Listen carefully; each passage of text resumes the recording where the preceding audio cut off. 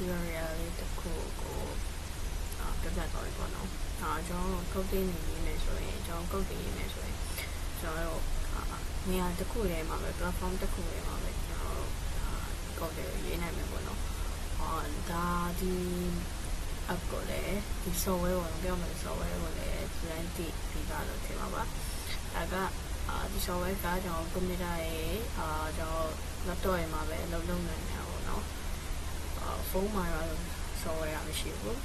computer ရဲ့ laptop ရဲ့မှာလုပ်နိုင်တယ်အဲ့ဒါက Visual Studio Code ဆိုတဲ့website ပေါ့နော်အဲ့ software ပါကျွန်တော်အရင်ဆုံး install လုပ်မယ်ဆိုရင်တော့သူ့ website မှာ install ရင်တော့လုပ်ရပါတယ်ကျွန်တော် install လုပ်ဖို့လည်း Chrome browser တစ်ခုခုလေးကိုဝင်လိုက်ပေါ့နော်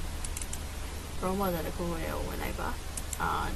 အဲ့မှာကျွန်တော် VS Code ဆိုပြီးရှာတယ်ပေါ့နော်ကျွန်တော်ရှာတာပြီးသားဆိုတော့မရှာတဲ့ရတော့ဘူး VS Code ဆိုပြီးရှာတယ် VS Code ဆိုပြီးရှာလိုက် download ဟာလေးပေါ်လာမှာပေါ့နော်ဒီမှာဒါလေးတော့ပြင်ပြလိုက်မယ် VS Code ဆိုပြီးရှာလိုက်ပါရှာလိုက်ပြီးရင်ကျွန်တော်ဒီမှာ download ဆိုတဲ့ click နဲ့နှိပ်လိုက်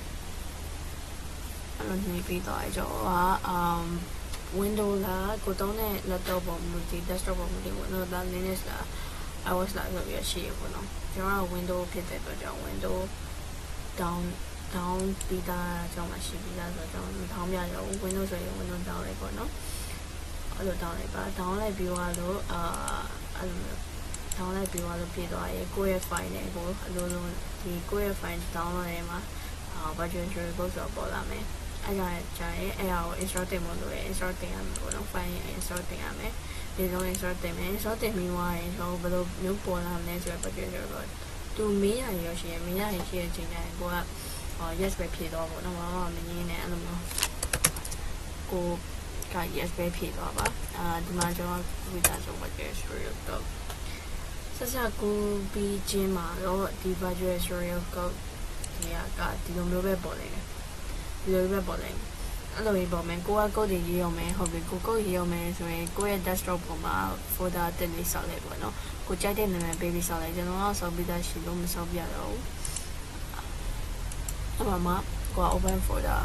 file open folder ပေါ့ရွေးလိုက်မယ်ရွေးလိုက်ပြီး desktop တဲ့ဒါကျွန်တော်ဒီ tutorial ဆိုတဲ့ file တွားမယ်အမှန်ပါနော်ဒီလိုမျိုးပြသွားပြင်မယ်လေကိုကဘာကုတ်ရင်းပေါ်လဲရှိသေးရပေါ့နော်ဘာလို့ရေးမှလဲ HTML လား Java လားဒါမှမဟုတ် Python လားကိုအဲ့အရာတွေကိုရေးနိုင်ဖို့အတွက် extension တွေ install လုပ်ဖို့လိုတယ်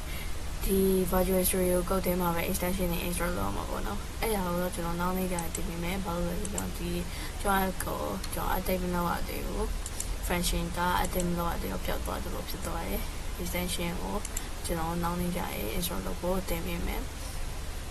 ဒီနေ့ကတော့ဒီ install လုပ်တာကိုပဲဒီ Visual Studio Code install လုပ်တာကိုပဲပြပြပြီးတော့ပေါ့နောက်နေ့ကျရင်တော့ကျွန်တော်ဒါတော့ install လုပ်ပြီးသားဖြစ်တဲ့အတွက်ကြောင့်